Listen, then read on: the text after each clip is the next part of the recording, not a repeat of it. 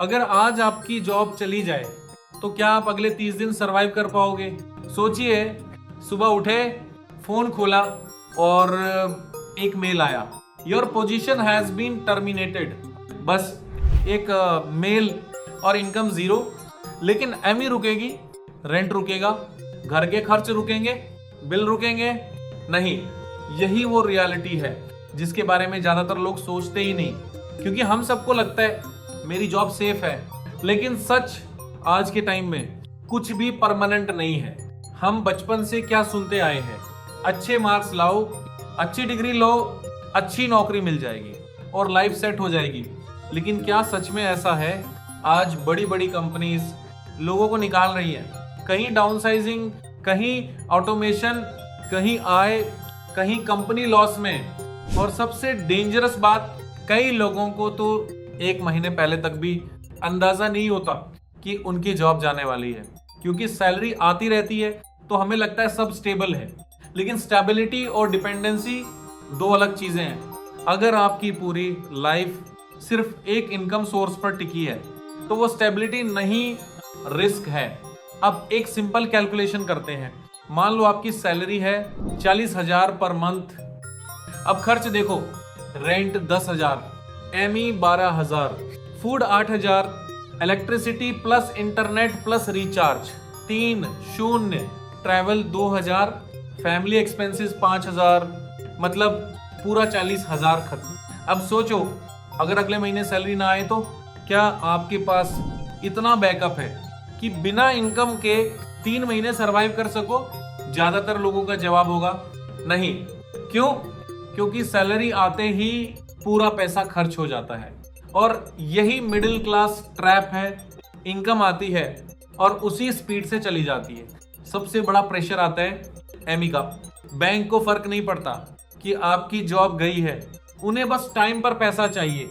अगर EMI late हुई, penalty लगेगी, क्रेडिट स्कोर खराब होगा, रिकवरी कॉल्स आएंगे, धीरे धीरे स्ट्रेस बढ़ेगा, फिर इंसान पैनिक डिसीजंस लेने लगता है। कोई भी जॉब पकड़ लो, गलत इन्वेस्टमेंट कर लो, लोन लेकर लोन भरो, और यही फाइनेंशियल प्रेशर मेंटल प्रेशर बन जाता है। कई लोग बाहर से नॉर्मल दिखते हैं लेकिन अंदर से टूट रहे होते हैं, क्योंकि उनके पास बैकअप नहीं होता।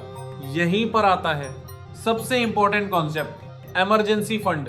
इमरजेंसी फंड मतलब ऐसा पैसा जो सिर्फ इमरजेंसी के लिए रखा जाए, वेकेशन के लिए नहीं, शॉपिंग के लिए नहीं, न्यू फोन के लिए नहीं, सिर्फ उस दिन के लिए जब इनकम रुक जाए। रूल क्या है?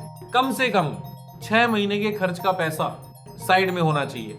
अगर आपका मंथली खर्च 40,000 है तो आपके पास 2.5 से 3 लाख इमरजेंसी फंड होना चाहिए, ताकि अगर जॉब चली भी जाए तो आप पैनिक ना करें, आपको टाइम मिले नई जॉब ढूंढने का, स्किल्स इंप्रूव करने का और क्लियर माइंड से डिसीजन लेने का। अब सवाल है, स्मार्ट लोग क्या अलग करते हैं? पहली चीज, इमरजेंसी फंड बनाते हैं। दूसरी चीज, मल्टीपल इनकम सोर्सेज बनाते हैं, क्योंकि उन्हें पता है एक इनकम डेंजरस है। इसीलिए कुछ लोग फ्रीलांसिंग करते हैं, कुछ इन्वेस्टिंग सीखते हैं, कुछ साइड बिजनेस बनाते हैं, कुछ ऑनलाइन स्किल सीखते हैं। तीसरी चीज, लाइफस्टाइल कंट्रोल।